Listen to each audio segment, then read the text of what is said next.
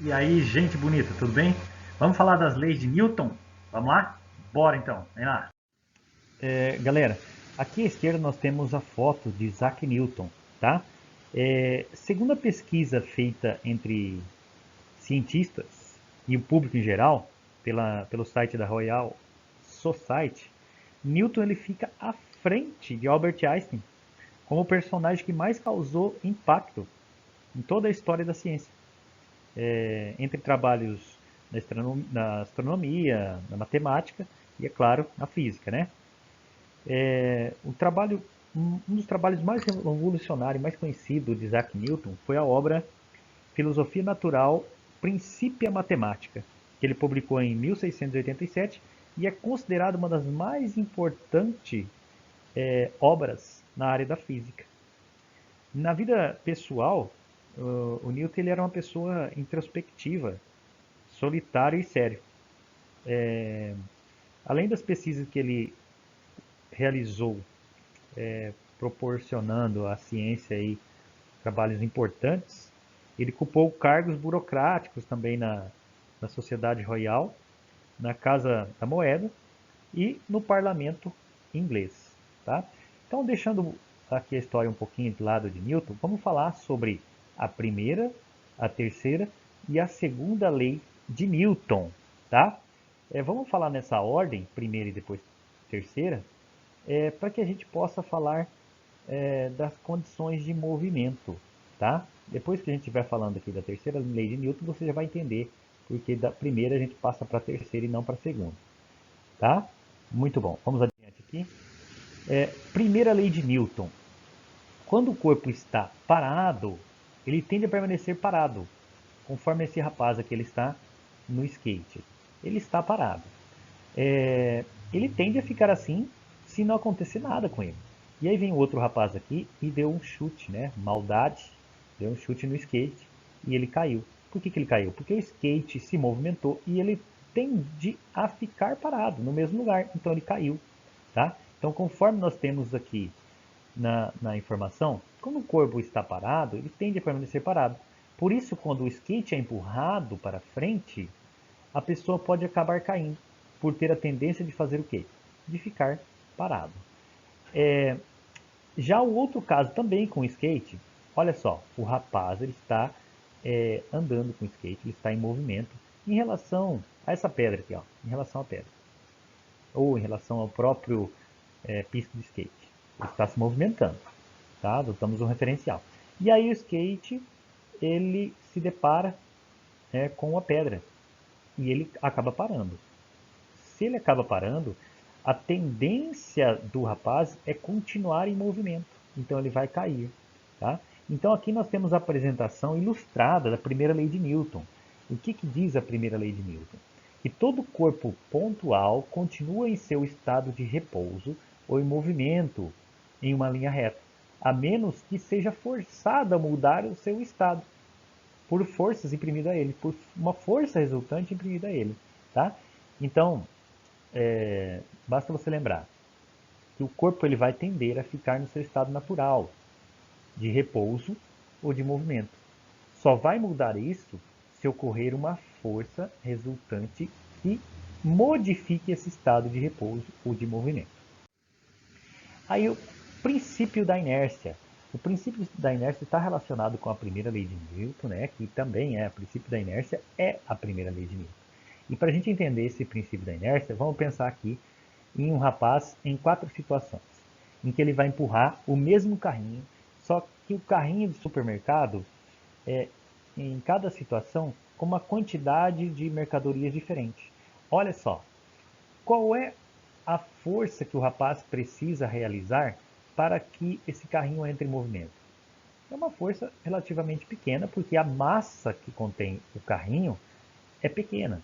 Quando ele coloca mais objetos ou mais mercadorias no carrinho, ele tem que realizar uma força. Aqui, pela ilustração, a gente consegue perceber que a força é um pouquinho maior. Então, quanto mais objetos ele coloca dentro desse carrinho, maior a força realizada para colocar esse carrinho em movimento. Então, nós dizemos que a inércia ela está relacionada com a massa, a quantidade de massa desse corpo. Tá? Então, quanto maior é a massa do corpo, maior é a força necessária para colocá-lo em movimento. Isso porque, se aumentar a massa, aumentamos também a inércia. Então, a inércia está relacionado com a massa, tá certo? Para eu tirar um corpo do repouso, eu preciso aplicar uma certa força. Se esse corpo tende a aumentar a sua massa por algum motivo, eu tenho que aumentar essa força para colocar esse corpo em movimento. Da mesma forma, para impedir esse movimento. Tá? Se um corpo está se movimentando e eu quero impedir esse movimento, eu tenho que realizar uma força. Se de alguma maneira esse corpo aumentar a sua massa, para eu impedir essa movimentação, eu também tenho que aumentar a força no corpo. A condição de equilíbrio. Um corpo estará em equilíbrio quando a força resultante nesse corpo é igual a zero. O que quer dizer isso? Que a somatória das forças que atuam nesse corpo é igual a zero.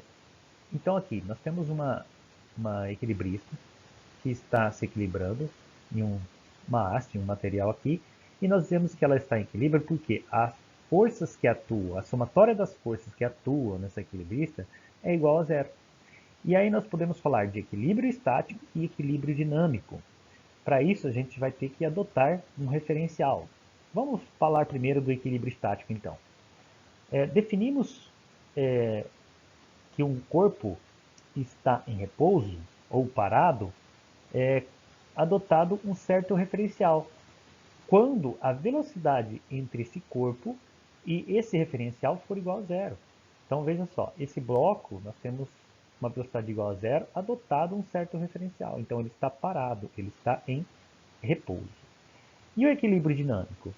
Ocorre quando a velocidade entre o objeto e o referencial é constante, é sempre a mesma, não modifica, não há uma aceleração. Então, pela definição que nós temos no livro, é definido quando o corpo está em movimento retilíneo, com velocidade constante. Então, aquilo que eu disse para vocês, equilíbrio dinâmico vai ocorrer quando a velocidade entre o corpo e o referencial for uma constante. Ele está sempre com a mesma velocidade. A gente pode ter um exemplo disso lá nos satélites. Né? Os satélites são enviados para outros planetas. Eles saem do nosso planeta, depois que ele sai da força de atração gravitacional do nosso planeta, ele vai viajar pelo espaço com uma velocidade constante. Então nós podemos dizer que esse satélite que está viajando para outro planeta, ele está em equilíbrio dinâmico. As forças resultantes que estão atuando sobre esse satélite é igual a zero. Então não há uma aceleração, ok? A terceira lei de Newton, ou também o princípio da ação e reação, tá? Conhecida também como princípio da ação e reação. Veja só uma ilustração. Nós temos uma pessoa, uma moça que está no bote e ela quer chegar à margem. Para isso, ela empurra, ela pressiona o barco para trás e o barco empurra a moça para frente e ela consegue atingir então a margem. Então aqui nós conseguimos visualizar o princípio da ação e reação. A moça ela vai realizar uma ação no barco e o barco vai realizar uma reação na moça. E aí nós vemos que essa força que ela realizou tem a mesma intensidade da força de reação do barco.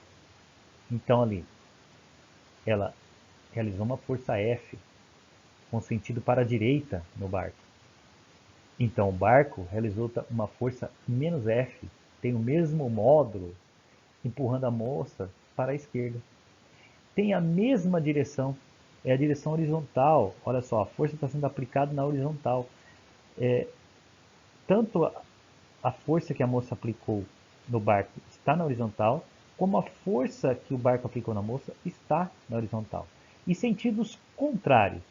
O barco está indo para a direita, a força foi aplicada, a moça aplicou a força para a direita e o barco aplicou a força para a esquerda. Então, sentidos contrários. E sempre atuam em corpos diferentes. Então, a ação e reação são forças que atuam em corpos diferentes.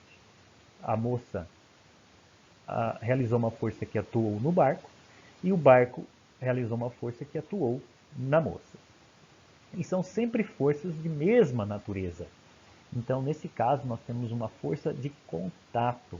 Para que a moça conseguisse realizar uma força no barco, era necessário que ela estivesse em contato com o barco. Da mesma forma que, para que o barco reagisse com a mesma intensidade em sentido oposto, ele precisa estar em contato com a moça. Tá? E só vamos deixar claro que a partir do momento que ela sai do contato, não existe mais essa força. A força só ocorre quando há o contato. Exemplos da terceira lei de Newton, ou ação e reação. Nós temos aqui um atleta de canoagem. Para que ele consiga fazer com que o barco dele, a canoa, vá para frente, ele precisa empurrar a água para trás. Deixa eu pegar aqui um lápis. Ele vai empurrar a água para trás e a água vai empurrar o barco para frente. O atleta de natação, da mesma maneira, ele empurra a água para trás e a água empurra o atleta para frente.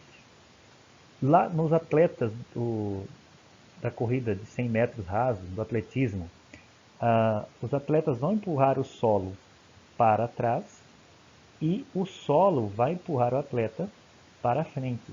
Sempre com a mesma intensidade. Olha só, mesma direção, a direção horizontal e sentidos opostos. O atleta empurrando para trás e o solo empurrando o atleta para frente. A segunda lei de Newton, também conhecida como o princípio fundamental da dinâmica, é o princípio da dinâmica. Nós dizemos, nesse exemplo aqui do ciclista, que para ele conseguir aumentar a sua aceleração, ele precisa aumentar a força aplicada nos pedais. Ou poderia dizer o seguinte, que para aumentar a força aplicada nos pedais, ele tem que aumentar a aceleração. Então dizemos que a grandeza força e a grandeza aceleração, elas são grandezas diretamente proporcionais.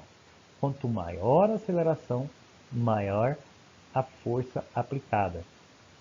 As unidades de medida, como já sabemos, para a força é o Newton, para a massa o quilograma e para a aceleração metros por segundo ao quadrado. Tá? Essa é a equação que a gente vai determinar a força aplicada em um corpo. Qual é a força que eu preciso realizar na bicicleta para que ela obtenha determinada aceleração? Essa força é dada pela massa vezes o que? A aceleração que eu quero que ela seja submetida. Segundo a lei de Newton, princípio fundamental da dinâmica, onde nos momentos curvilíneos nós temos uma força fazendo com que o objeto se mantenha no movimento circular. E nós chamamos de força centrípeta. Lembra lá da aceleração centrípeta que a gente falou nas aulas anteriores? Muito bem. Com essa aceleração centrípeta, multiplicado pela massa do objeto, nós temos então a força centrípeta. E a gente lembra que a aceleração centrípeta ela é dada pela velocidade ao quadrado do objeto, dividido o raio de curvatura desse movimento circular. Logo, a força centrípeta é dada pela massa vezes a velocidade ao quadrado, dividido pelo raio de curvatura. Na observação, ao girar a massa na horizontal, a tração da corda é a força resultante centrípeta do movimento, responsável pela aceleração centrípeta, que altera a direção da velocidade da massa e mantém a trajetória circular. E aí nós temos então as unidades de medida. Conforme a gente já viu, força, a unidade de medida é o Newton, então a força centrípeta é o Newton. A massa, a unidade de medida é o quilograma, no sistema internacional. A velocidade é o metro por segundo e o raio é uma medida de comprimento, então é o metro. Beleza, minha gente? Então nós temos aí as leis de Newton, bem resumidamente para vocês. Temos algumas atividades na apostila para fazer. Estudem, se esforcem. Um abraço a todos, fiquem com Deus.